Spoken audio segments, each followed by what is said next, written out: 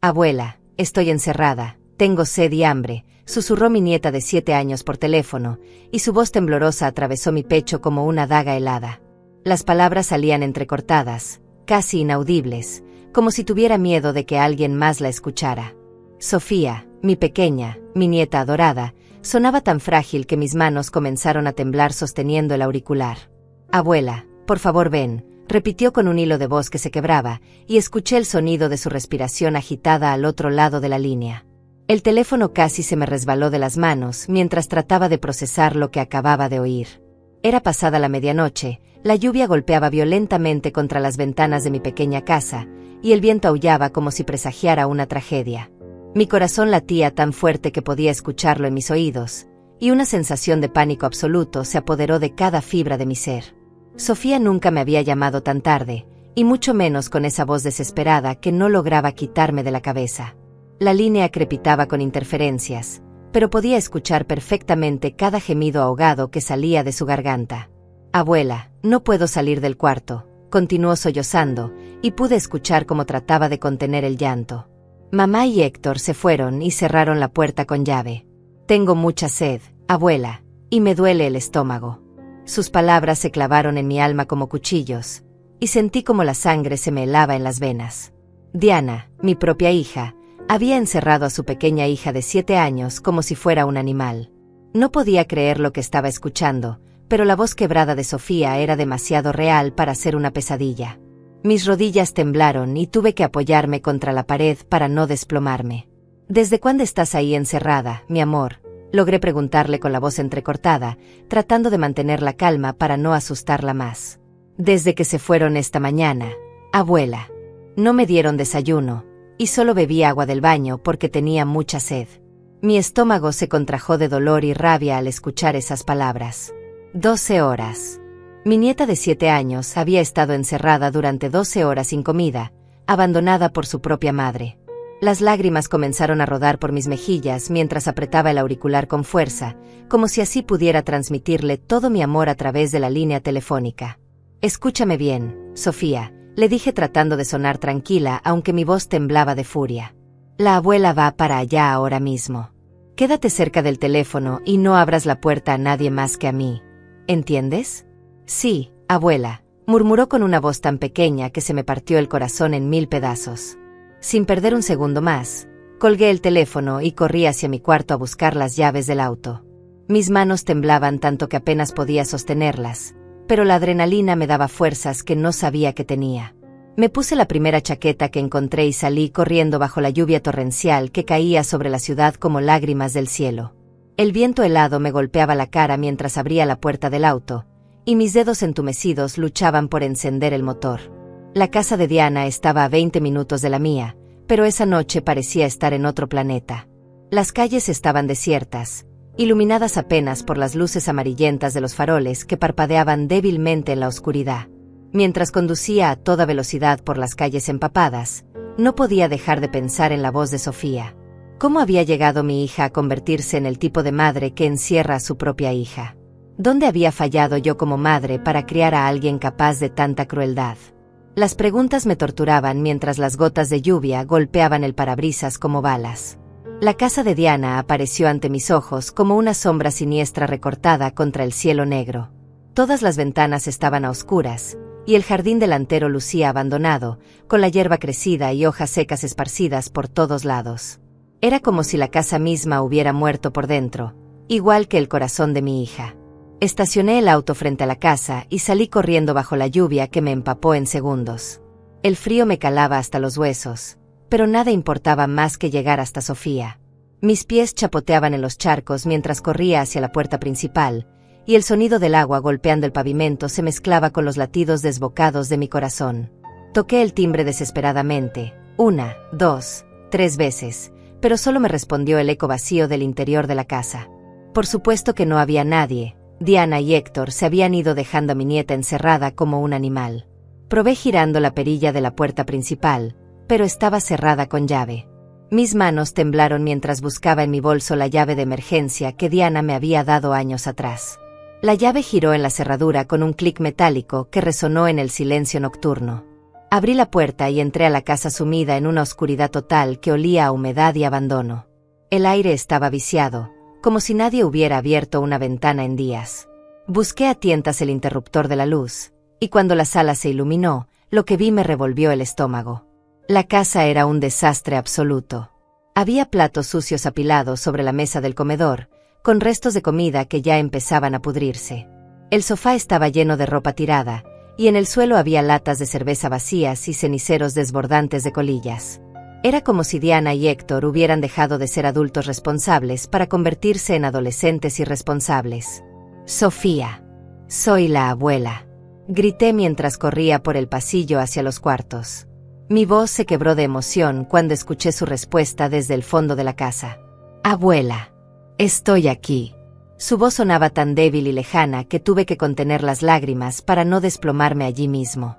Llegué corriendo hasta su cuarto y encontré la puerta cerrada con un candado por fuera.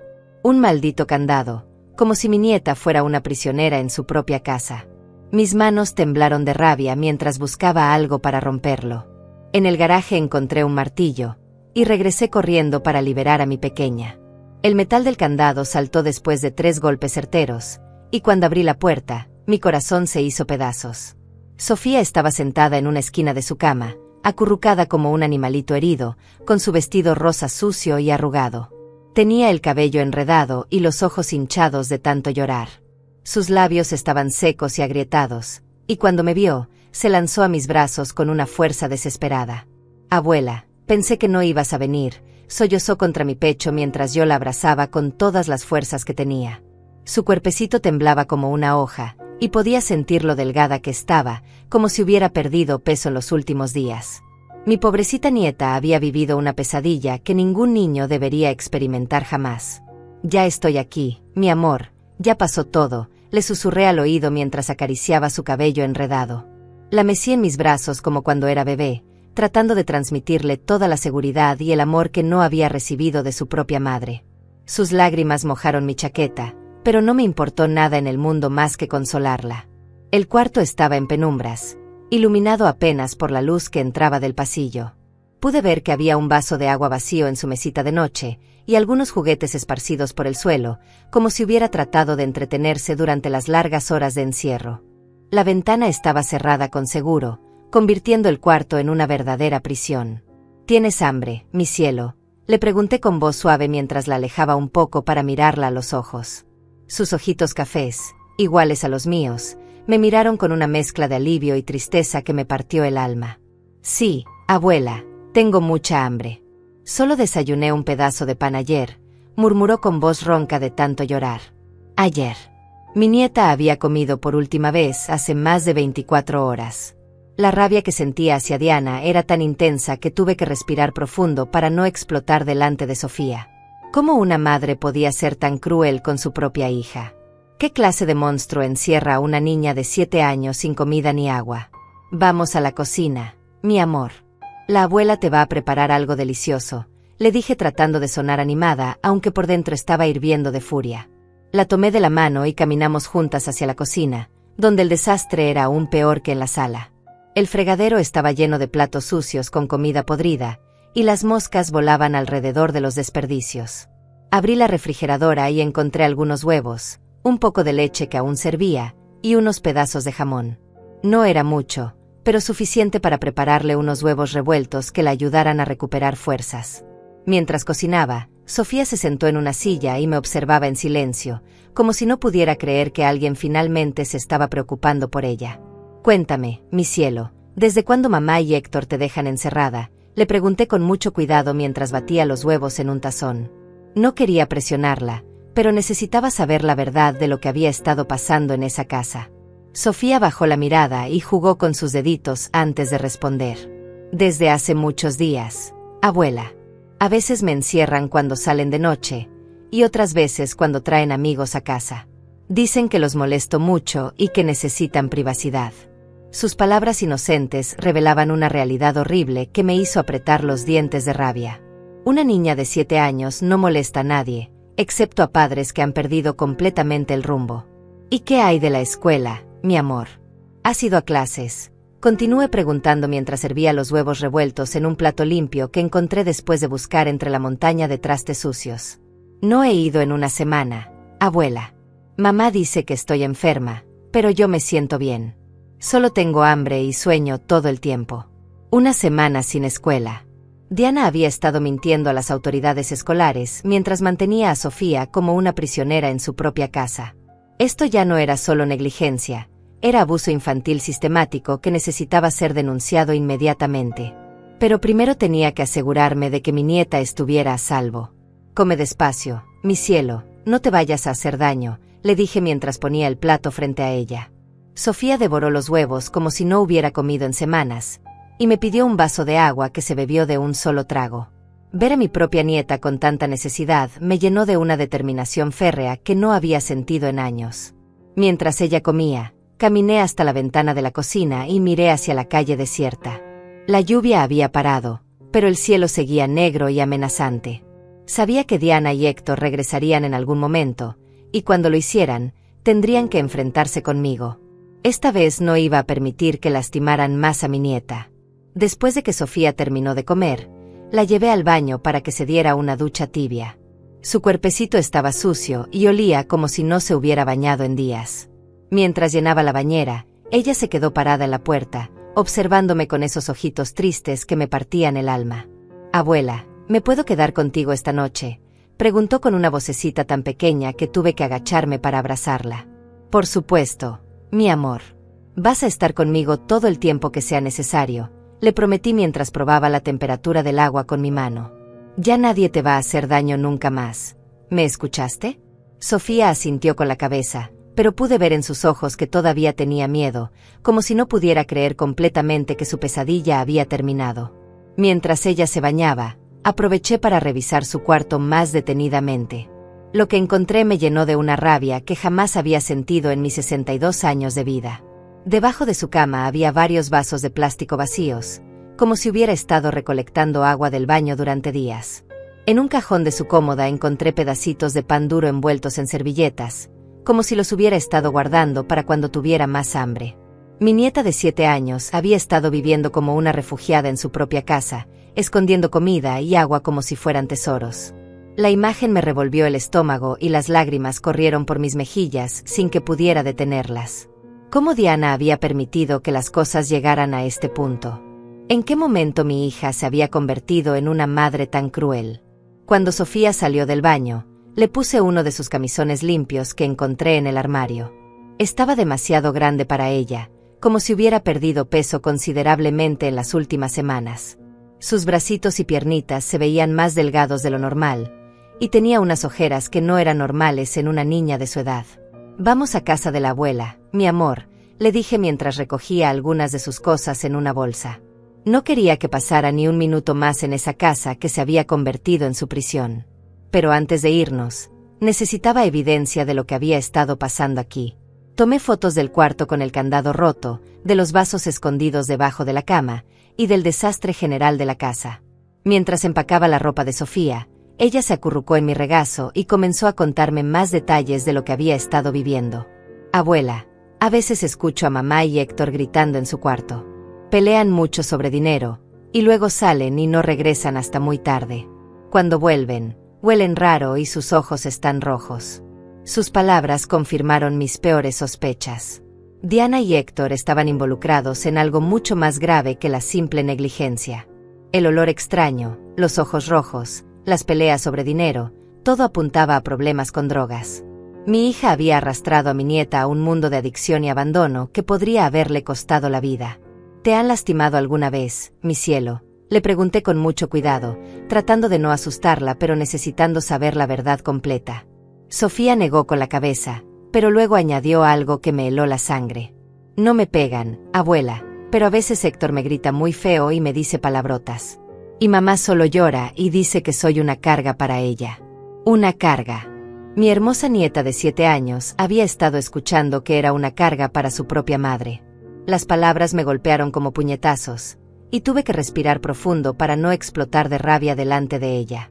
Ningún niño debería escuchar jamás que es una carga, especialmente de boca de quien debería amarla incondicionalmente. Terminé de empacar sus cosas y cargué la bolsa hacia mi auto. Sofía caminó a mi lado, tomada de mi mano, y por primera vez en toda la noche vi una pequeña sonrisa en su rostro. Sabía que estar lejos de esa casa le daba un alivio inmediato, pero también entendía que el daño emocional que había sufrido tardaría mucho tiempo en sanar. Cuando llegamos a mi casa, ya eran casi las 3 de la mañana. Preparé la cama de visitas con las sábanas más suaves que tenía, y le puse su peluche favorito que había traído de su cuarto. Sofía se acostó y me pidió que me quedara con ella hasta que se durmiera. Me senté en la orilla de la cama y le acaricié el cabello mientras sus ojitos se cerraban lentamente. «Abuela, ¿mañana puedo desayunar contigo?», preguntó con una vocecita adormilada que me llenó de ternura. «Puedes desayunar, almorzar y cenar conmigo todos los días que quieras, mi amor», le respondí dándole un beso en la frente. Una sonrisa pequeña apareció en sus labios antes de quedarse profundamente dormida. Esa noche no pude cerrar los ojos. Me quedé sentada en la sala, pensando en todo lo que había descubierto. Mi hija Diana había tocado fondo de una manera que jamás imaginé posible. La niña dulce y cariñosa que yo había criado se había convertido en una madre negligente que ponía en riesgo la vida de su propia hija por sus problemas con las drogas y su relación tóxica con Héctor. Pero mientras procesaba la horrible realidad, también comenzó a formarse un plan en mi mente. No iba a permitir que Sofía regresara a esa casa jamás. Haría lo que fuera necesario para obtener la custodia legal de mi nieta, incluso si eso significaba enfrentarme a mi propia hija en los tribunales. El bienestar de Sofía era más importante que cualquier lazo familiar. Al amanecer, llamé a mi hermana Marta, quien trabajaba como trabajadora social en el Departamento de Servicios Familiares del condado. Le conté todo lo que había pasado durante la noche, y ella me confirmó que tenía suficientes pruebas para iniciar un proceso legal inmediatamente. También me recomendó llevar a Sofía con un médico para documentar cualquier evidencia de negligencia o maltrato. Marta llegó a mi casa a las 8 de la mañana, y mientras Sofía dormía, revisamos todas las fotos que había tomado y discutimos los pasos legales que debíamos seguir. Me explicó que el proceso sería largo y difícil, pero que con la evidencia que teníamos, era muy probable que obtuviéramos la custodia temporal de inmediato. Cuando Sofía despertó, le preparé un desayuno completo con panqueques, frutas y jugo de naranja. Verla comer con apetito y sonreír mientras me contaba sobre un sueño bonito que había tenido, me llenó de una determinación aún más fuerte. Esta niña merecía una vida llena de amor, seguridad y oportunidades, no el infierno que había estado viviendo. Después del desayuno, sonó mi teléfono. Era Diana, y su voz sonaba histérica y desesperada. «¿Dónde está mi hija, mamá?». Llegué a casa y no estaba. La puerta de su cuarto estaba abierta y sus cosas no están. Su falsa preocupación me dio náuseas, porque sabía perfectamente que había encerrado a Sofía durante más de 12 horas sin comida ni agua. «Está conmigo, Diana, y aquí se va a quedar hasta que tú y Héctor se hagan responsables de lo que han hecho», le respondí con una voz fría como el hielo. Hubo un silencio del otro lado de la línea, y luego Diana comenzó a gritar que era una abuela entrometida y que no tenía derecho a llevarse a su hija. «Tengo todo el derecho del mundo cuando una niña de 7 años me llama llorando porque está encerrada con hambre y sed», le grité de vuelta, sintiendo como la rabia me quemaba por dentro. Diana colgó el teléfono, pero sabía que esto era solo el comienzo de una batalla que estaba completamente dispuesta a pelear hasta el final. 2 horas después de la llamada de Diana, escuché el sonido de un auto llegando a mi casa a toda velocidad.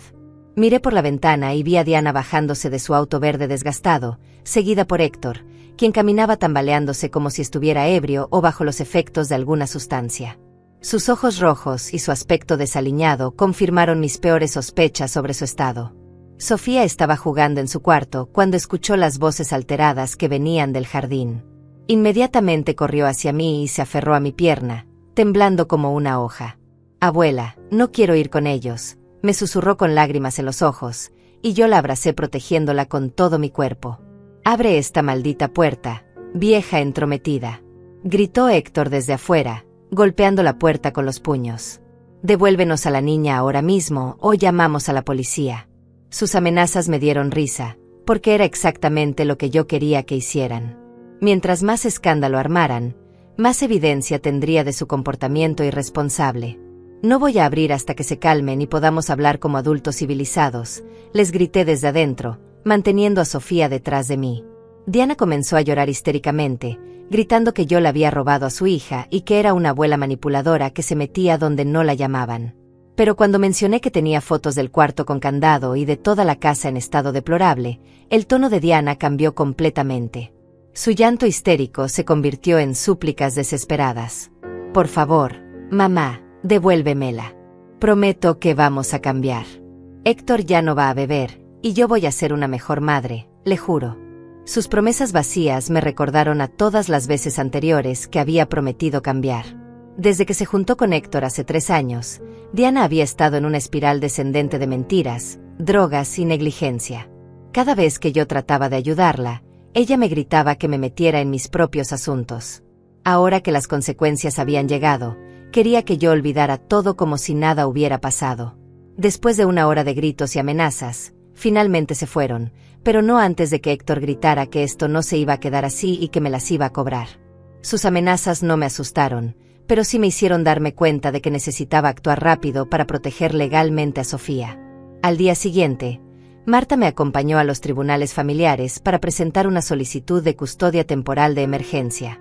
El juez Eduardo Ramírez, un hombre mayor de cabello canoso y expresión severa, revisó cuidadosamente todas las fotografías y documentos que habíamos preparado. Cuando vio las imágenes del cuarto con candado, su rostro se endureció visiblemente. También presentamos el testimonio del doctor Rafael Mendoza, quien había examinado a Sofía esa misma mañana. Su reporte médico documentaba signos claros de desnutrición leve, deshidratación y estrés emocional severo. El doctor había encontrado que Sofía tenía bajo peso para su edad y mostraba síntomas típicos de negligencia parental prolongada. El juez escuchó atentamente mientras yo relataba los eventos de esa noche terrible. Le conté sobre la llamada desesperada de Sofía, sobre encontrarla encerrada con candado, y sobre las condiciones deplorables en las que vivía. Mi voz se quebró varias veces durante el testimonio, especialmente cuando describí los vasos de agua escondidos debajo de su cama. Diana y Héctor llegaron tarde a la audiencia, y era obvio que habían estado consumiendo alcohol o drogas antes de presentarse ante el juez. Diana llevaba un vestido amarillo arrugado y manchado, y su cabello lucía como si no se hubiera peinado en días. Héctor tenía los ojos vidriosos y no podía mantenerse derecho mientras hablaba.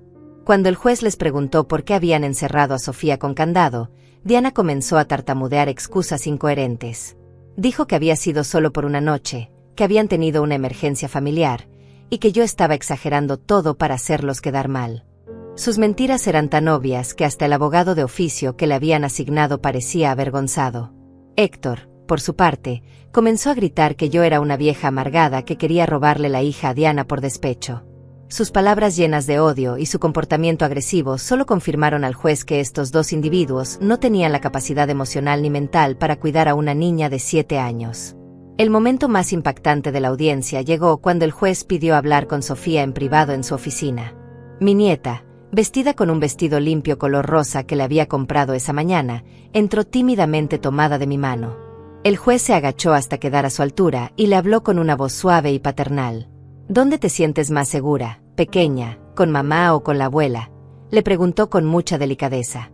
Sofía me miró buscando aprobación, y cuando yo le sonreí y asentí, ella respondió con una vocecita clara, con la abuela. En la casa de mamá tengo miedo y hambre.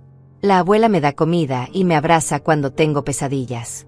Esas palabras inocentes pero devastadoras sellaron el destino de la audiencia. El juez regresó a su estrado con una expresión grave y anunció que otorgaba la custodia temporal de emergencia a favor mío por un periodo inicial de 6 meses. Diana se desplomó llorando en su silla, mientras Héctor comenzó a gritar obscenidades que provocaron que los guardias de seguridad lo sacaran de la sala. Además de otorgarme la custodia, el juez ordenó que Diana y Héctor se sometieran a exámenes toxicológicos inmediatos y que completaran un programa de rehabilitación de drogas antes de poder solicitar visitas supervisadas. También ordenó que la casa fuera inspeccionada por servicios sociales antes de considerar cualquier reunificación familiar. Cuando salimos del tribunal, Sofía me tomó de la mano y me preguntó si esto significaba que podía quedarse conmigo para siempre.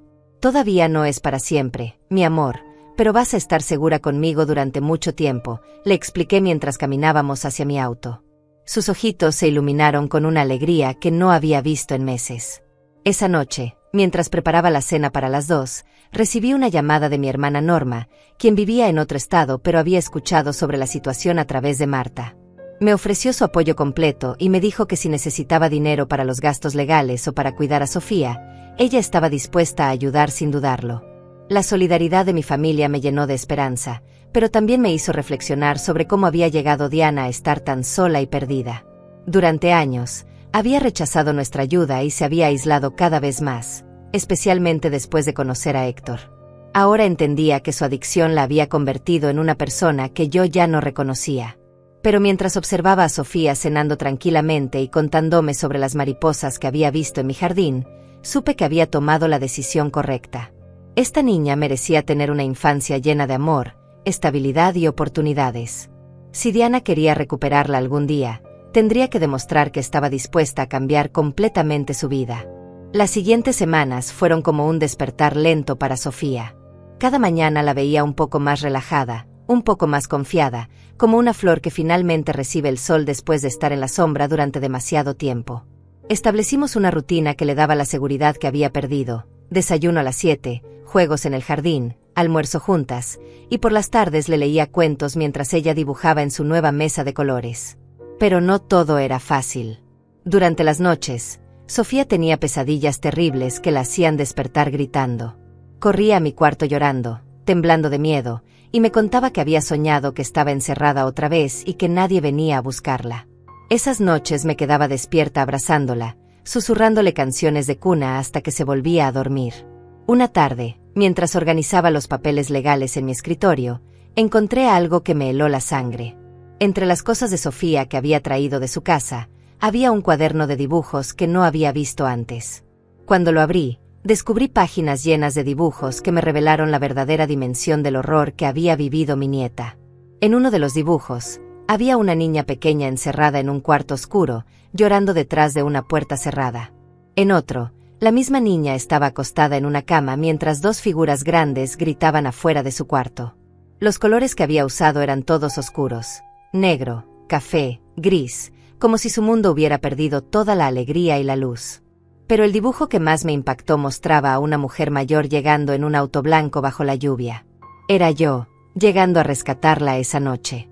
En este dibujo, por primera vez había usado colores brillantes: amarillo para la luz de mi auto, rosa para mi chaqueta, y verde para representar la esperanza. Era su manera de procesar el trauma, de darle sentido a esa noche que había cambiado su vida para siempre. Llevé los dibujos a la doctora Graciela Morales, una psicóloga infantil que me había recomendado el pediatra de Sofía. La doctora Morales era una mujer de mediana edad con una sonrisa cálida que inmediatamente hizo sentir cómoda a mi nieta. Después de revisar los dibujos y hablar con Sofía durante varias sesiones, me confirmó lo que yo ya temía. Mi nieta sufría de estrés postraumático causado por meses de negligencia y abandono emocional. La doctora me explicó que los niños que han vivido situaciones de supervivencia desarrollan mecanismos de defensa que pueden tardar años en sanar. Sofía había aprendido a esconder comida, a mantenerse callada para no molestar, y a no expresar sus necesidades porque había entendido que era una carga. Sin embargo, la doctora también me dio esperanza. Me dijo que Sofía era una niña resiliente y que con amor, paciencia y terapia constante, podría superar completamente el trauma. Los niños tienen una capacidad asombrosa de sanación cuando se sienten seguros y amados, me explicó mientras revisaba más dibujos donde Sofía había comenzado a usar colores más brillantes. Durante este tiempo, Diana intentó contactarme varias veces. A veces llamaba llorando, pidiendo perdón y prometiendo que había dejado las drogas. Otras veces llamaba furiosa, gritándome que era una manipuladora y que le había lavado el cerebro a Sofía para que me prefiriera a mí. Sus cambios de humor erráticos solo confirmaban que seguía bajo los efectos de las sustancias. La trabajadora social asignada al caso, una mujer joven llamada Carmen, visitaba mi casa cada 2 semanas para evaluar el progreso de Sofía. Siempre se iba impresionada por la transformación que veía en mi nieta. En su reporte del segundo mes, escribió que Sofía había recuperado el peso normal para su edad y que mostraba signos claros de bienestar emocional. Pero la prueba más grande llegó cuando tuvimos que enfrentar la primera visita supervisada con Diana. El encuentro se realizó en las oficinas de servicios sociales, en una sala pequeña con juguetes y crayolas. Yo esperé afuera mientras Sofía pasaba 2 horas con su madre bajo la supervisión de Carmen. Cuando terminó la visita, Sofía salió callada y pensativa. No lloró ni se alteró, pero tampoco mostró emoción al ver a Diana. Era como si hubiera creado una barrera emocional para protegerse. En el auto de regreso a casa, me preguntó algo que me partió el corazón. Abuela, ¿por qué mamá huele raro como antes? Diana había llegado a la visita bajo los efectos de alguna sustancia, tratando de disimular con perfume y chicles de menta. Pero los niños tienen un instinto natural para detectar cuando algo no está bien con sus padres. Sofía había aprendido a asociar ese olor extraño con los momentos de abandono y miedo. Carmen documentó todo en su reporte, incluyendo el comportamiento errático de Diana durante la visita y su aparente estado de intoxicación. Esto significaba que las siguientes visitas serían canceladas hasta que Diana completara exitosamente un programa de rehabilitación, algo que parecía muy poco probable dada su resistencia a reconocer que tenía un problema. Mientras tanto, Héctor había desaparecido completamente. Según los vecinos de Diana, se había ido de la casa llevándose varios objetos de valor, incluyendo el televisor y algunos electrodomésticos. Aparentemente había decidido que una niña y una mujer adicta eran demasiada responsabilidad para él. Su abandono, aunque cruel, era en realidad una bendición disfrazada. Una tarde, mientras Sofía jugaba en el jardín con su nueva bicicleta rosa que le había comprado, recibí una visita inesperada. Era Javier, el hermano menor de Diana, quien vivía en otra ciudad y acababa de enterarse de toda la situación. Llegó con lágrimas en los ojos y me pidió perdón por no haber estado presente cuando Diana comenzó a deteriorarse. Javier me contó que había tratado de ayudar a Diana varias veces en el pasado, pero que ella siempre lo rechazaba y le decía que no necesitaba su ayuda. Me explicó que Héctor había aislado completamente a Diana de la familia, convenciéndola de que éramos sus enemigos y que solo la entendía verdaderamente. Era una táctica clásica de los abusadores, aislar a sus víctimas de sus redes de apoyo.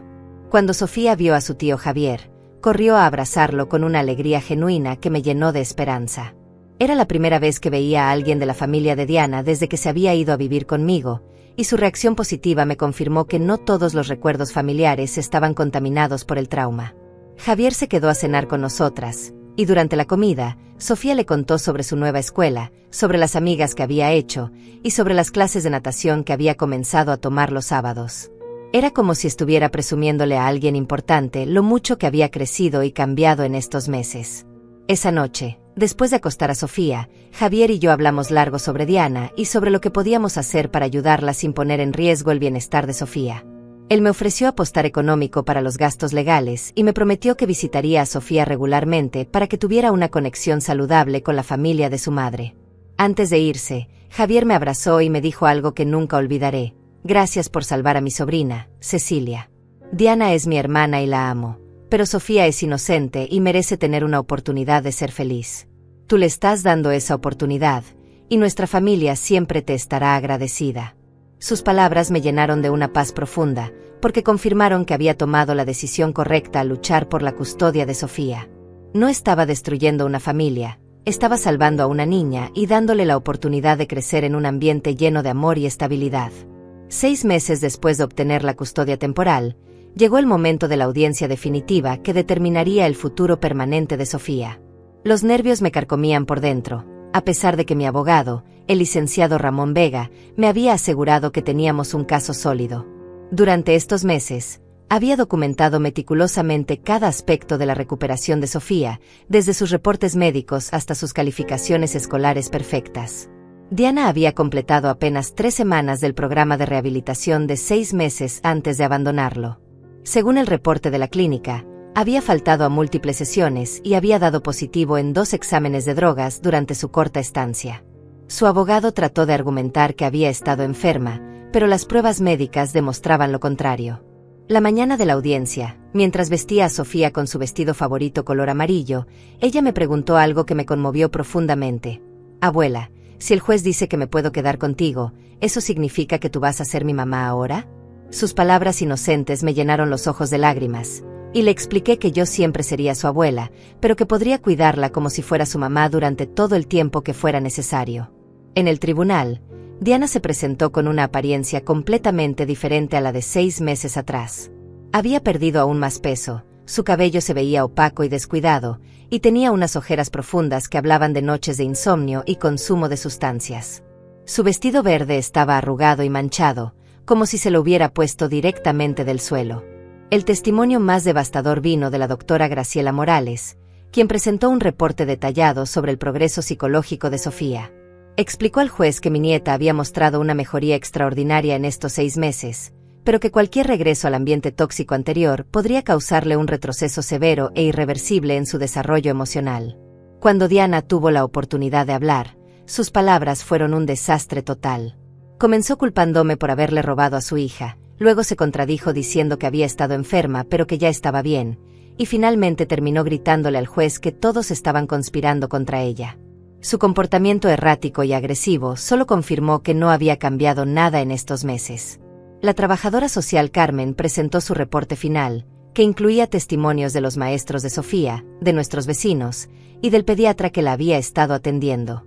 Todos coincidían en que Sofía había florecido bajo mi cuidado y que mostrar signos claros de estabilidad emocional y física que no había tenido antes. Pero el momento más importante llegó cuando el juez pidió hablar nuevamente con Sofía en privado. Esta vez, mi nieta entró a la oficina del juez con mucha más confianza que la primera vez. Había crecido considerablemente en estos meses, no solo físicamente sino también emocionalmente. Sus ojos ya no mostraban el miedo constante que tenían antes. Cuando salió de la oficina del juez, Sofía corrió directamente hacia mí y me abrazó fuerte. El juez regresó con una expresión solemne pero determinada. Después de revisar todos los documentos y testimonios, anunció que otorgaba la custodia permanente de Sofía a favor mío, con derechos de adopción si yo así lo deseaba en el futuro. Diana se desplomó llorando cuando escuchó el veredicto, pero sus lágrimas ya no me conmovían como antes. Había tenido 6 meses para demostrar que podía cambiar, 6 meses para luchar por su hija, y en su lugar había elegido las drogas y la autodestrucción. El juez también ordenó que Diana no podría solicitar visitas hasta completar exitosamente un programa de rehabilitación y mantenerse sobria durante 1 año completo. Esa noche celebramos en casa con una cena especial. Sofía había pedido espagueti con albóndigas, su plato favorito, y de postre preparé el pastel de chocolate que tanto le gustaba. Mientras cenábamos, ella me contó que le había dicho al juez que se sentía segura conmigo y que no quería volver a vivir con su mamá hasta que ella estuviera bien de verdad. Me sorprendió la madurez de sus palabras.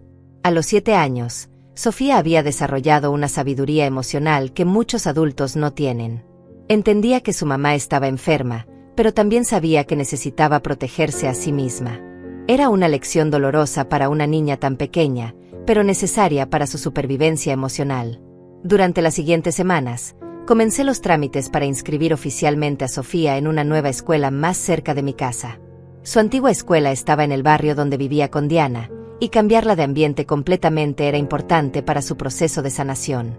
También la inscribí en clases de arte los fines de semana, porque había notado que dibujar la ayudaba a procesar sus emociones. Una tarde, mientras revisaba el correo, encontré una carta de Diana. Era la primera comunicación directa que tenía con ella desde la audiencia. En la carta, me pedía perdón por todo el daño que había causado y me suplicaba que le permitiera ver a Sofía, aunque fuera por unos minutos. Decía que había dejado las drogas completamente y que estaba viviendo en un refugio para mujeres. Pero cuando llamé al refugio para verificar su historia, me dijeron que Diana había estado ahí solo 3 días antes de irse sin avisar. Aparentemente había tenido problemas con otras residentes y había violado las reglas sobre el consumo de sustancias dentro de las instalaciones. Una vez más, Diana había mentido para tratar de manipular la situación. Le mostré la carta a mi abogado, quien me aconsejó que la guardara como evidencia de los intentos de Diana de contactar a Sofía violando las órdenes del tribunal. También me sugirió que cambiara mi número de teléfono y que considerara obtener una orden de restricción si Diana continuaba acosándome. Pero a pesar de todas las mentiras y manipulaciones de Diana, una parte de mi corazón todavía tenía esperanza de que algún día pudiera recuperarse verdaderamente. Era mi hija, después de todo, y recordaba a la niña dulce y cariñosa que había sido antes de perderse en el mundo de las adicciones. Sin embargo, también sabía que mi prioridad absoluta era proteger a Sofía. Una noche, mientras ayudaba a Sofía con su tarea de matemáticas, ella me hizo una pregunta que me dejó sin palabras. «Abuela, ¿tú crees que mamá me va a querer algún día como tú me quieres?» Su pregunta inocente me partió el corazón, porque revelaba una herida profunda que ningún niño debería cargar. Le expliqué con mucho cuidado que su mamá la amaba, pero que a veces las personas se enferman de una manera que les impide mostrar su amor correctamente. Le dije que el amor que yo le tenía era fuerte y constante, y que nunca tendría que preocuparse por perderlo. Esa noche, mientras la tucaba en su cama, Sofía me dijo algo que me llenó de esperanza y tristeza a la vez. Abuela, yo creo que Dios me mandó contigo porque sabía que necesitaba una mamá que no estuviera enferma. Sus palabras, llenas de una sabiduría que trascendía su edad, me confirmaron que esta niña especial había encontrado una manera de darle sentido a su dolor y de encontrar esperanza en medio de la adversidad. Esa noche, después de que se durmió, me quedé despierta reflexionando sobre todo lo que habíamos pasado juntas. En menos de un año, Sofía había transformado mi vida tanto como yo había transformado la suya. Me había dado un propósito renovado y me había enseñado que el amor verdadero a veces requiere tomar decisiones difíciles y dolorosas. Un año después de obtener la custodia permanente, la vida con Sofía había encontrado un ritmo hermoso y estable. Mi nieta había crecido tanto física como emocionalmente que a veces me costaba creer que fuera la misma niña aterrorizada que había rescatado esa noche lluviosa. Sus pesadillas habían disminuido considerablemente, y ahora se despertaba cantando en lugar de gritando de miedo. Sofía había desarrollado una pasión por la pintura que me llenaba de orgullo. Sus dibujos ya no mostraban cuartos oscuros ni figuras amenazantes, sino jardines llenos de flores, arcoíris brillantes y familias felices. La doctora Graciela me había explicado que este cambio en su arte era una señal clara de que había procesado exitosamente gran parte de su trauma. Una mañana de sábado, mientras desayunábamos panqueques con miel, Sofía me hizo una pregunta que llevaba semanas esperando. Abuela, ¿puedo llamarte mamá? Me quedé sin aliento por un momento, sintiendo como las lágrimas se acumulaban en mis ojos. Por supuesto que puedes, mi amor, le respondí abrazándola fuerte contra mi pecho. Desde ese día, Sofía comenzó a llamarme mamá de manera natural y espontánea. Al principio me sentía extraña escuchándolo, pero gradualmente me di cuenta de que era lo más natural del mundo. Yo había asumido todos los roles maternales en su vida. La consolaba cuando estaba triste, la cuidaba cuando estaba enferma, y la guiaba en cada paso de su crecimiento. La transformación de Sofía también había impactado a toda mi familia. Mi hermana Marta visitaba regularmente y siempre comentaba lo increíble que era ver a una niña florecer de esa manera. Mi hermana Norma había venido desde otro estado para conocer a Sofía, y se había quedado una semana entera ayudándome a arreglar el cuarto de mi nieta con nuevos muebles y decoraciones. Pero no todo había sido fácil durante este año. Diana había aparecido varias veces en momentos inesperados, siempre en estados lamentables que confirmaban que su adicción había empeorado en lugar de mejorar. Una vez la encontré parada afuera de la escuela de Sofía, esperando a que saliera de clases. Tuve que llamar a la policía y solicitar una orden de restricción más estricta. La última vez que vi a Diana fue especialmente dolorosa. Llegó a mi casa a las 2 de la mañana, golpeando la puerta desesperadamente y gritando que quería ver a su hija. Cuando salí a hablar con ella, apenas pude reconocerla. Había perdido tanto peso que parecía un esqueleto, su cabello estaba sucio y enmarañado, y sus ojos tenían esa mirada vacía típica de las personas completamente perdidas en las drogas. Mamá, por favor, solo déjame verla 5 minutos, me suplicó llorando. Te prometo que esta vez sí voy a cambiar. Voy a dejar todo y voy a recuperar a mi hija. Pero sus promesas vacías ya no tenían ningún efecto en mí. Había escuchado las mismas palabras demasiadas veces, y cada vez Diana había demostrado que las drogas eran más importantes para ella que su propia hija. Le dije con firmeza que no podía verla hasta que completara un tratamiento real y se mantuviera sobria durante al menos un año. Diana comenzó a gritar que yo había convertido a Sofía contra ella, que era una abuela manipuladora, y que algún día me las cobraría. Sus amenazas ya no me asustaban, pero sí me entristecían profundamente ver en lo que se había convertido mi hija. Sofía había escuchado los gritos desde su cuarto, y cuando Diana se fue, bajó las escaleras con lágrimas en los ojos. Mamá Cecilia, esa señora enferma era mi mamá de antes, me preguntó con una vocecita quebrada. Sus palabras me partieron el corazón, porque confirmaban que ya no reconocía a Diana como su madre. Le expliqué con mucho cuidado que sí, esa era su mamá biológica, pero que estaba muy enferma y que por eso no podía cuidarla correctamente. Le aseguré que no era su culpa y que ella no tenía que preocuparse por nada, porque yo siempre estaría ahí para protegerla y amarla. Sofía me abrazó fuerte y me dijo que solo quería tener una mamá que la quisiera y que no estuviera enferma. A medida que pasaban los meses, Sofía comenzó a sobresalir académicamente en su nueva escuela. Sus maestras me comentaban constantemente lo inteligente y aplicada que era, y cómo había desarrollado una personalidad alegre y sociable que contagiaba a todos sus compañeros. Era como si hubiera recuperado todos los años de infancia perdidos en un ambiente tóxico. También había comenzado a hacer preguntas sobre mi vida y sobre cómo había sido cuando Diana era pequeña. Le mostré álbumes de fotos de cuando Diana era niña, y Sofía se sorprendía de ver lo parecidas que eran físicamente. «Mamá Cecilia, ¿por qué mi mamá de antes cambió tanto?», me preguntó una tarde mientras mirábamos fotos de Diana en su graduación de preparatoria. Le expliqué de manera apropiada para su edad que a veces las personas toman decisiones malas que las lastiman a ellas mismas y a otras personas. Le dije que Diana había elegido usar sustancias que la enfermaron y que la hicieron cambiar completamente. Sofía escuchó atentamente y luego me dijo algo que me llenó de orgullo. «Yo nunca voy a tomar esas cosas malas, mamá. No quiero enfermarme como ella». Durante este tiempo, también recibí una noticia que me llenó de esperanza.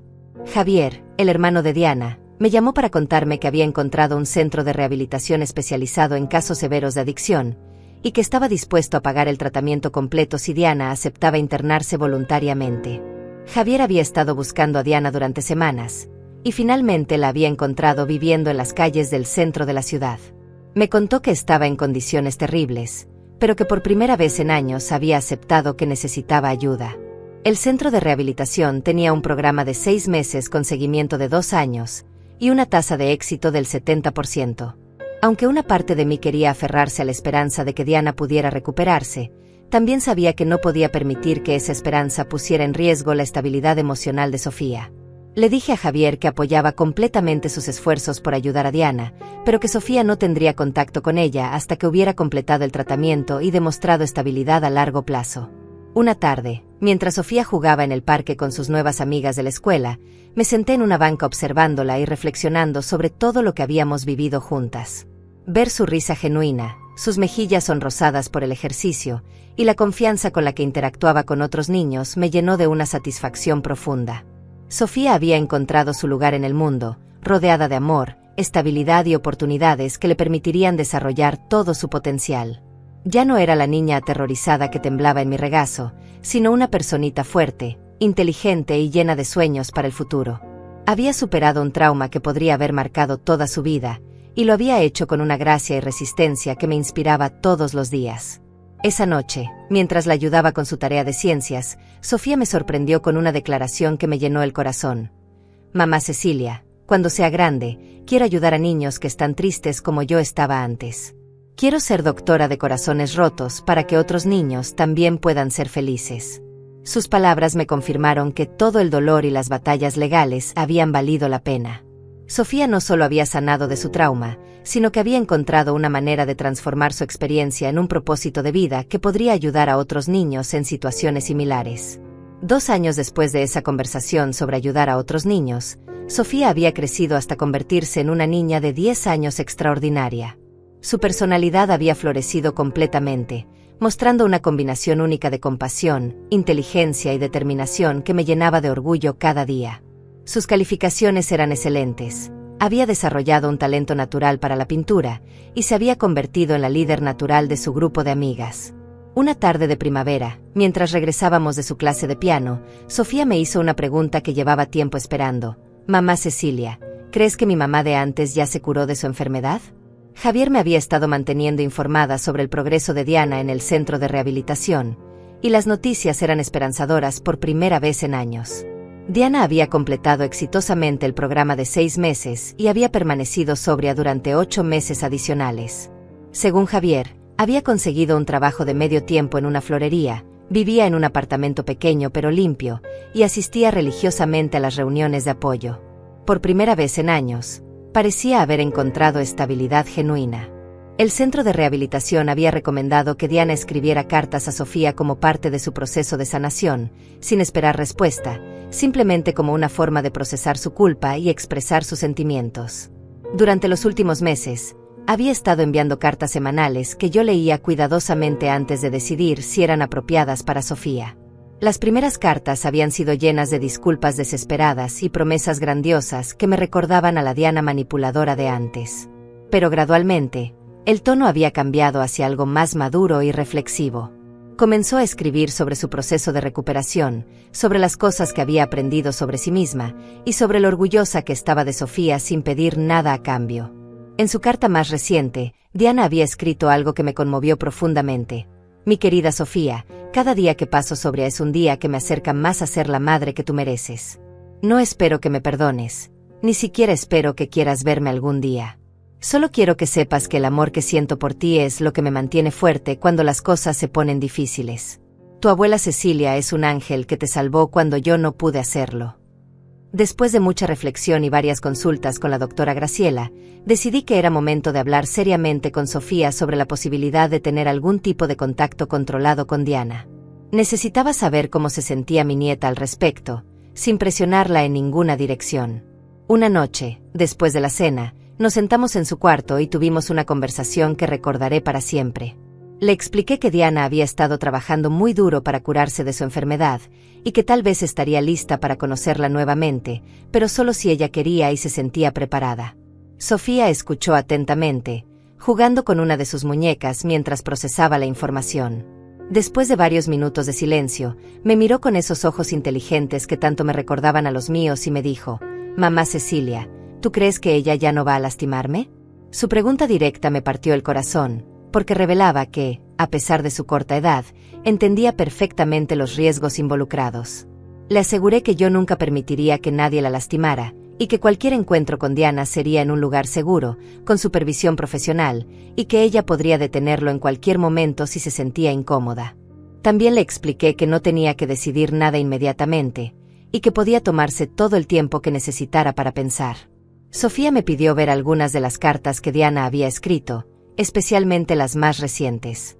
Mientras las leía, pude ver cómo procesaba las palabras de su madre biológica, haciendo preguntas maduras sobre el significado de ciertas frases. «Mamá Cecilia, ¿por qué dice que no espera que la perdone? ¿Eso significa que hizo algo muy malo?». Le expliqué con cuidado que Diana entendía que había tomado decisiones que la lastimaron, y que ahora estaba tratando de ser responsable de esas decisiones. Le dije que el perdón era algo muy personal, y que no tenía que perdonar a nadie si no se sentía lista o si no quería hacerlo. Después de una semana de reflexión, Sofía me sorprendió con su decisión. «Mamá Cecilia, creo que quiero conocer a la señora que era mi mamá antes, pero solo si tú estás conmigo todo el tiempo. Y si ella trata de llevarme o me hace sentir mal, nos vamos inmediatamente». Su madurez y su capacidad para establecer límites claros me llenaron de orgullo. Contacté a la doctora Graciela para organizar el encuentro de la manera más segura posible para Sofía. Decidimos que sería en el consultorio de la doctora, con ella presente durante toda la reunión, y que duraría solo 30 minutos para la primera vez. También establecimos señales claras que Sofía podría usar si quería terminar la reunión antes de tiempo. El día del encuentro llegó más rápido de lo que esperaba. Sofía se había vestido con especial cuidado, eligiendo su vestido favorito color lavanda y las sandalias nuevas que le había comprado la semana anterior. Durante el desayuno estuvo más callada de lo normal, pero no parecía ansiosa, sino pensativa. Cuando llegamos al consultorio, Diana ya estaba esperando en la sala de recepción. Al verla, apenas pude contener mi asombro. Era como si hubiera retrocedido en el tiempo 10 años. Diana había recuperado peso saludable, su cabello lucía limpio y bien peinado, y sus ojos tenían una claridad que no había visto desde antes de que conociera a Héctor. Llevaba un vestido sencillo pero elegante color rosa pálido, y en sus manos sostenía un pequeño regalo envuelto en papel brillante. Cuando vio a Sofía, sus ojos se llenaron de lágrimas, pero se controló admirable para no abrumarla con emociones demasiado intensas. «Hola, Sofía», dijo Diana con voz suave y temblorosa. «Te ves tan grande y hermosa. Has crecido tanto que casi no te reconozco».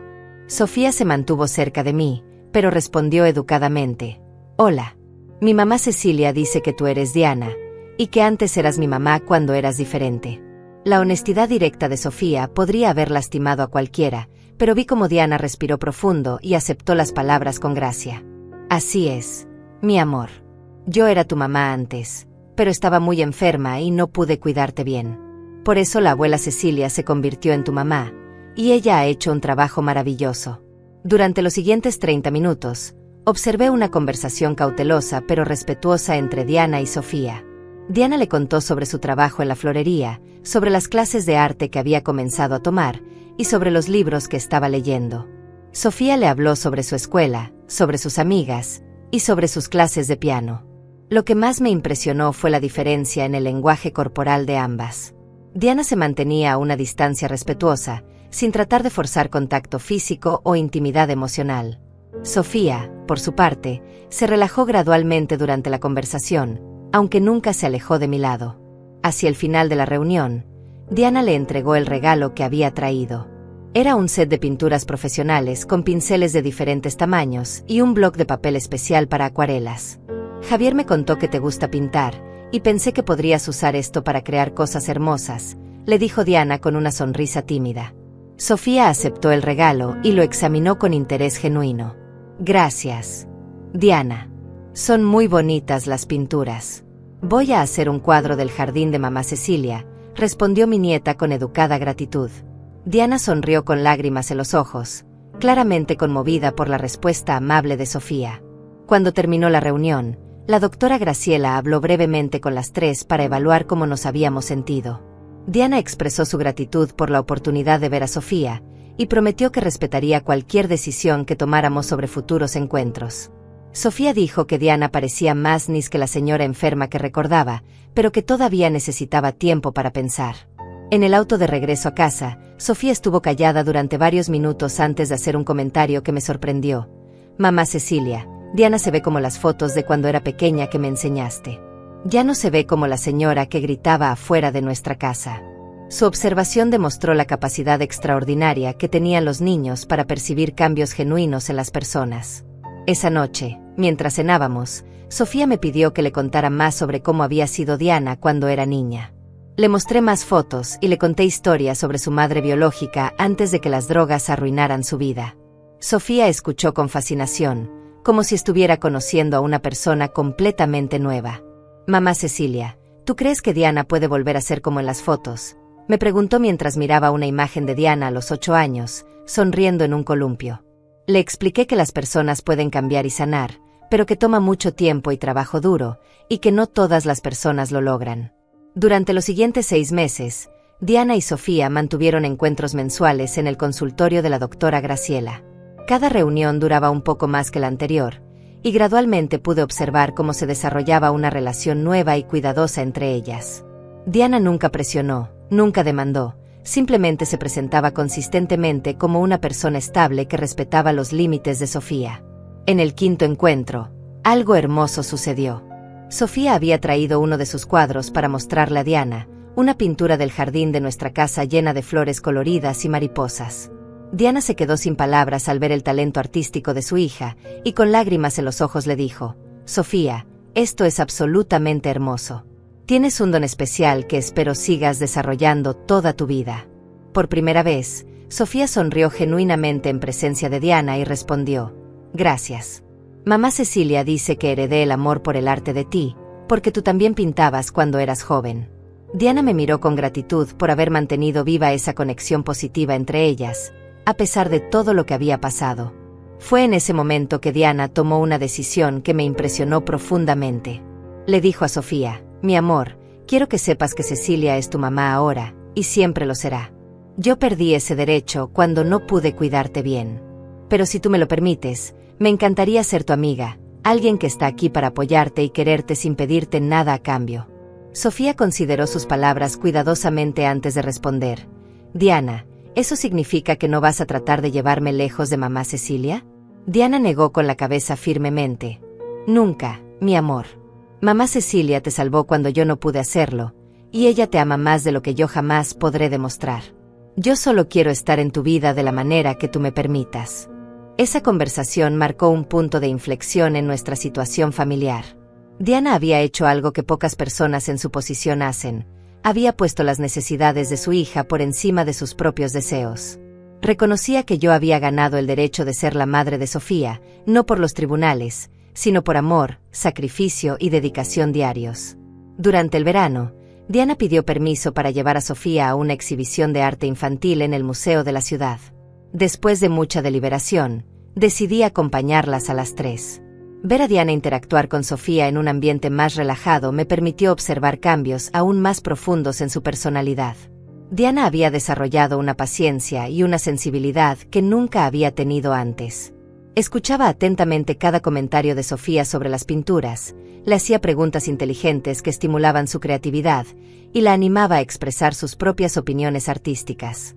Era como ver a una persona completamente nueva, alguien que había aprendido a poner las necesidades de otros antes que las propias. Al final de esa tarde en el museo, Sofía me sorprendió pidiendo si Diana podía acompañarnos a tomar helado.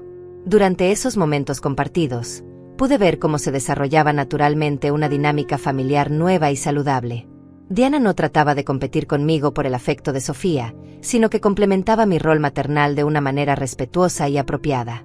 Esa noche, mientras tucaba a Sofía en la cama, ella me hizo una reflexión que me llenó de orgullo por su madurez emocional. Mamá Cecilia, creo que Diana es buena persona ahora. Ya no huele raro ni tiene ojos tristes como antes. ¿Tú crees que podemos ser amigas como ella dijo? Le expliqué que las relaciones toman tiempo para desarrollarse, pero que si ella se sentía cómoda, podíamos continuar viendo a Diana de vez en cuando. También le reiteré que ella siempre tendría la libertad de cambiar de opinión si algo no se sentía bien, y que yo siempre sería su mamá principal sin importar qué pasara. Un año después de ese primer encuentro controlado, llegó el momento de una decisión importante. Diana había mantenido su sobriedad durante 2 años completos, había demostrado estabilidad emocional y financiera consistente, y había respetado todos los límites que habíamos establecido. La doctora Graciela recomendó que consideráramos permitir visitas menos supervisadas. Sofía, que ahora tenía 11 años, había desarrollado una relación genuinamente afectuosa con Diana. La llamaba por su nombre, no mamá, pero hablaba de ella con cariño y esperaba con ilusión sus encuentros mensuales. Había encontrado una manera sana de tener 2 figuras maternas en su vida sin conflicto interno. Durante una de nuestras conversaciones nocturnas, Sofía me hizo una pregunta que había estado esperando. Mamá Cecilia, ¿tú perdonaste a Diana por las cosas malas que hizo antes? Su pregunta directa me hizo reflexionar profundamente sobre mis propios sentimientos hacia mi hija. Le expliqué que el perdón es un proceso largo y complicado, pero que viendo los esfuerzos genuinos de Diana por cambiar, y especialmente viendo lo respetuosa que había sido con nuestra relación, sentía que sí la había perdonado. También le dije que el perdón no significa olvidar lo que pasó, sino elegir no dejar que el pasado controle el futuro. La respuesta de Sofía me sorprendió por su sabiduría. Yo también la perdoné, mamá Cecilia. Pero estoy feliz de que tú seas mi mamá principal, porque tú nunca me vas a abandonar o enfermar como ella antes. Diana puede ser mi amiga especial, pero tú eres mi mamá para siempre. Sus palabras me confirmaron que habíamos navegado esta situación compleja de la manera correcta. Sofía había logrado sanar de su trauma inicial, desarrollar una relación saludable con Diana, y mantener la seguridad emocional de saber que yo era su base estable e inconmovible. En el segundo aniversario de nuestra custodia definitiva, organizamos una pequeña celebración familiar. Diana había pedido permiso para estar presente, y por primera vez, sentí que era apropiado incluirla. Javier también vino con su esposa y sus hijos, creando un ambiente familiar genuinamente amoroso. Durante la cena, Diana pidió permiso para hablar y pronunció unas palabras que nunca olvidaré. Quiero agradecer a Cecilia por salvar a mi hija cuando yo no pude hacerlo. Gracias por amarla cuando yo estaba perdida, por protegerla cuando yo era un peligro, y por permitirme formar parte de su vida nuevamente cuando logré encontrarme a mí misma. Luego se dirigió a Sofía con voz temblorosa. Mi hermosa niña, eres la razón por la que pude encontrar fuerzas para sanarme. Cada día sobria ha sido por ti, con la esperanza de poder ser digna de estar en tu vida aunque sea de esta manera pequeña.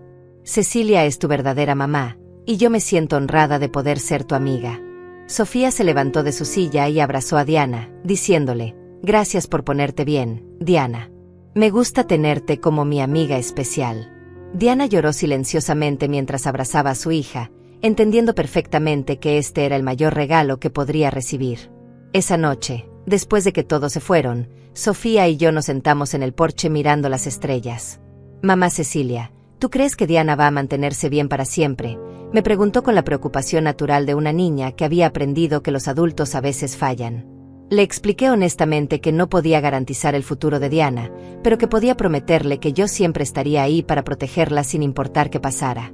También le dije que Diana había demostrado durante 2 años que estaba comprometida con su recuperación, y que eso era una buena señal.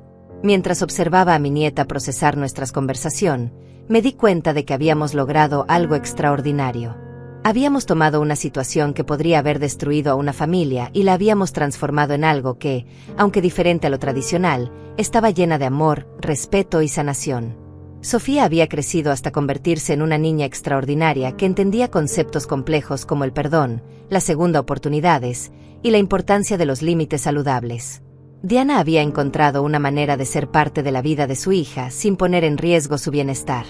Y yo había descubierto que mi mayor legado no sería solo haber criado a Diana, sino haber salvado y criado a Sofía. Cuando tuceé a Sofía esa noche, ella me dijo algo que resumía perfectamente nuestro viaje. Mamá Cecilia, creo que al final todos ganamos. Tú ganaste una hija que realmente te ama, yo gané una mamá que nunca me va a abandonar, y Diana ganó la oportunidad de conocer a la niña fuerte en la que me convertí gracias a ti.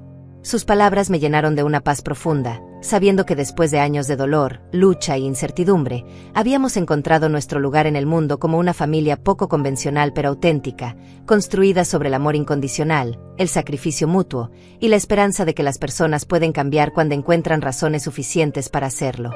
5 años después de esa celebración familiar, estoy sentada en el jardín de mi casa observando a Sofía practicar piano en la sala. A los 16 años, se ha convertido en una joven extraordinaria que irradia confianza y compasión. Sus dedos danzan sobre las teclas con una gracia que me llena de orgullo, interpretando una melodía que ella misma compuso e inspirada en nuestra historia familiar. Diana se ha mantenido sobria durante 7 años consecutivos. Ahora maneja su propia florería en el centro de la ciudad y se ha casado con un hombre bueno llamado Miguel, quien entiende y respeta nuestra dinámica familiar única. Sofía fue quien caminó a Diana hacia el altar el día de su boda, no como su hija, sino como su querida amiga que había sido testigo de su transformación. La relación entre Diana y Sofía ha evolucionado hasta convertirse en algo hermoso y auténtico. Se ven regularmente, comparten su amor por el arte, y Diana ha encontrado su lugar como una figura de apoyo en la vida de Sofía sin tratar nunca de reclamar un rol que había perdido hace años. Miguel a menudo comenta que nunca había visto una dinámica familiar tan madura y llena de respeto mutuo. Sofía está en su último año de preparatoria y ha sido aceptada en varias universidades prestigiosas con becas completas por mérito académico. Quiere estudiar psicología infantil, cumpliendo el sueño que expresó cuando tenía 7 años de ayudar a niños con corazones rotos. Su ensayo de solicitud para la universidad contaba nuestra historia, describiendo cómo una abuela puede convertirse en madre y cómo el amor verdadero a veces requiere decisiones difíciles. Hace 2 meses, Sofía me sorprendió con una propuesta que me conmovió hasta las lágrimas. Mamá Cecilia, quiero cambiar legalmente mi apellido para incluir el tuyo. No quiero borrar mi historia, pero quiero que el mundo sepa oficialmente que eres mi verdadera madre. Cuando fuimos al juzgado para hacer el cambio, el mismo juez Eduardo Ramírez, ahora retirado, nos felicitó por haber creado algo hermoso a partir de circunstancias tan difíciles. La casa ha sido testigo de muchas celebraciones durante estos años. Graduaciones, cumpleaños, conciertos de piano de Sofía y las cenas familiares mensuales donde Diana, Miguel, Javier y sus hijos se reúnen alrededor de nuestra mesa. Sofía es el centro radiante de estas reuniones, conectando a todos con su alegría genuina y su capacidad natural para hacer que las personas se sientan valoradas y amadas. Marta y Norma siguen siendo pilares importantes en nuestras vidas.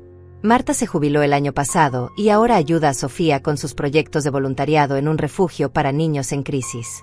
Norma viene a visitarnos cada Navidad y siempre comenta lo increíble que es ver a una familia que se formó a través del amor en lugar de solo la genética. La doctora Graciela se ha convertido más en una amiga de la familia que en una terapeuta. Sofía la visita ocasionalmente, no porque necesite terapia, sino porque valora sus consejos sobre cómo ayudar a otros jóvenes que han pasado por traumas similares. La doctora a menudo usa nuestra historia como ejemplo en conferencias sobre resiliencia infantil y la importancia de las redes de apoyo familiares. Una tarde reciente, mientras organizaba álbumes de fotos, encontré los dibujos que Sofía había hecho cuando tenía 7 años.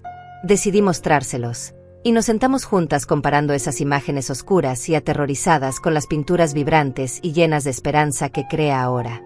Mamá Cecilia, es increíble ver cómo cambió mi mundo interior, me dijo mientras sostenía un dibujo de ella misma encerrada en ese cuarto oscuro. Sofía ha desarrollado una sabiduría emocional que a menudo me sorprende. Cuando sus amigas le preguntan sobre su familia poco convencional, ella explica con naturalidad que el amor viene en muchas formas, y que ella tuvo la suerte de tener una abuela que la amó lo suficiente como para convertirse en su madre y una madre biológica que la amó lo suficiente como para cambiar completamente su vida. Hace 3 semanas, Diana me pidió hablar conmigo a solas. Con lágrimas en los ojos, me dijo: Cecilia, nunca podré pagarte por lo que hiciste por Sofía y por mí. Me diste la oportunidad de conocer a la increíble joven en la que se convirtió mi hija, y me permitiste ser parte de su vida a pesar de todo el daño que causé. Soy una mujer diferente hoy porque tú me mostraste lo que significaba el amor incondicional. Nuestra conversación me hizo reflexionar sobre el perdón y la redención. Diana había demostrado que las personas pueden cambiar fundamentalmente cuando encuentran razones suficientemente poderosas para hacerlo. Su amor por Sofía había sido esa razón, y mi disposición a darle una segunda oportunidad había hecho posible su transformación. Esta mañana, mientras preparaba el desayuno, Sofía bajó las escaleras con una sonrisa radiante y me abrazó como lo hace cada mañana desde hace 9 años. Mamá Cecilia, ¿sabes qué día es hoy?, me preguntó con ojos brillantes. Era el 9º aniversario de la noche que cambió nuestras vidas para siempre, la noche que una llamada telefónica desesperada nos unió para siempre. Quiero celebrar este día como nuestro verdadero Día de la Madre, me dijo Sofía. Porque fue el día que tú elegiste ser mi mamá, no por obligación o por accidente, sino por amor puro. Sus palabras me llenaron el corazón de una alegría que no sabía que era posible sentir a mis 71 años. Mientras escribo estas líneas en mi diario, mirando hacia el futuro, sé que Sofía está destinada a hacer grandes cosas en este mundo. Llevará consigo las lecciones de resiliencia, compasión y esperanza que aprendimos juntas durante estos años. Y cuando ayude a otros niños que han perdido su camino, les dará lo mismo que yo le di a ella: amor incondicional y la promesa de que siempre habrá alguien dispuesto a luchar por ellos. Nuestra historia comenzó con una llamada desesperada en medio de la noche, pero se convirtió en un testimonio del poder transformador del amor, la importancia de las segundas oportunidades, y la verdad de que las familias más fuertes no siempre son las que nacen, sino las que se eligen y se construyen día a día con dedicación, sacrificio y esperanza inquebrantable.